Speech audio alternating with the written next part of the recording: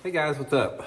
Welcome back here to today's edition of Advanced Bass Fishing, and really appreciate you guys coming by the channel to check today's video out. And guys, today I wanted to give you just some quick tips and advice on fishing glide baits in the springtime of the year.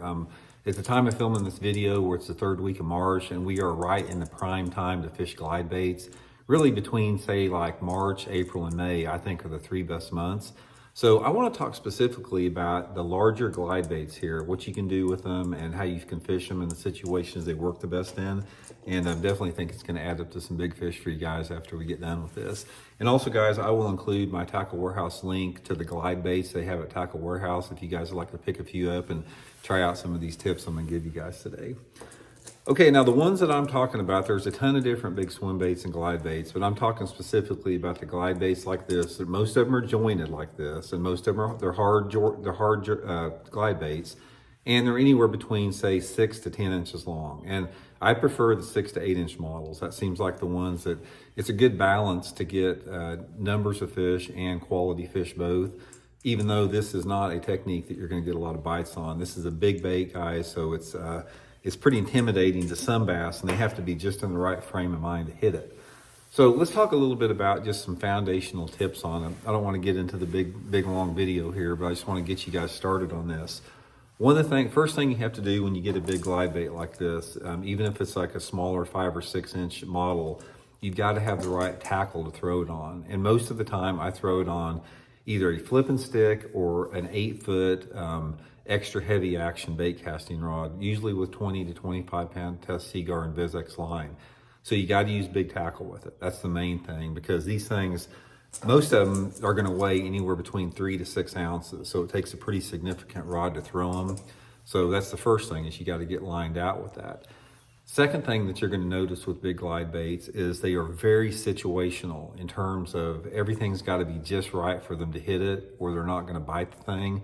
You will get some fish looking at it, and that's one of the most common characteristics of fishing a big glide bait, is you get a lot of bass following the bait that will not hit it.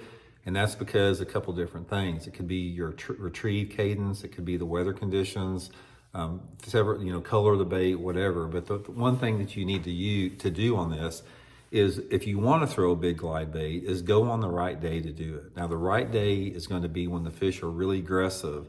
And this is normally associated with some type of a normal or above temperature day, cloudy conditions or rainy conditions with some type of wind. You don't want, maybe not a super strong wind, but you don't really want calm conditions. I like maybe a 5 to 10 mile an hour wind with some type of heavy overcast is the best situation, combined with water clarity of over 3 feet. A glide bait is a sight bait, so you need to have clear water in order for them to hit it good.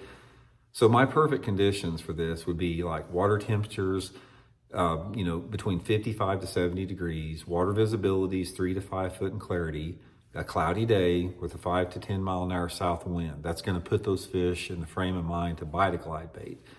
Also, when you start fishing a glide bait, is you got to commit to it. You can't pick one of these things up and throw it for 15 minutes and put it down and say they're not biting it. Every good glide bait fisherman I know, they have one rod in the boat with one glide bait, and they throw it all day long. They don't put the thing down. They throw it from the time they get out until the time they put the boat on the trailer, and that's what you have to do in order to fully capitalize on this particular bait. And you also have to get the frame of mind that you're not going to get a lot of bites. This is a low bite lure. I mean, on a big glide bait, guys, if you get 2 to 3 bites in one day, you've had a good day, actually, where the fish actually eat the thing.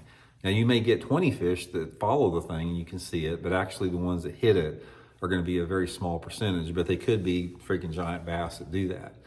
Also, when you're working a glide bait, most glide baits are designed to where if you just reel them in steady, they're just going to go side to side just like that. And we've talked about this on some of my other channels. Work it like you're working a slow jerk bait. So when I throw it out there, I'll reel it a little bit, and then I'll just go boom, boom, boom. And when you work it a little bit like a jerk bait, it darts harder side to side like that. And it just has a sharper dart that seems like it attracts the fish a little bit more. And also, I'll give you one tip. If you do have a fish following it, if you're working this bait through the water like that and you see a fish following it, speed that bait up. Try to get it out of there. Don't keep working it or slow it down. move it fast through the water. And that just sort of capitalizes on their instinct to either eat it right then or not eat it. But that's just some foundational, guys. That's the biggest foundational tips I can give you on glide bait fishing. I've got quite a few videos on it on my Intuitive Angling channel if you want to go to the big swim bait section, but we'll do some more stuff on it in the future. But I just wanted to pass that along so you guys can get started. So we'll talk later.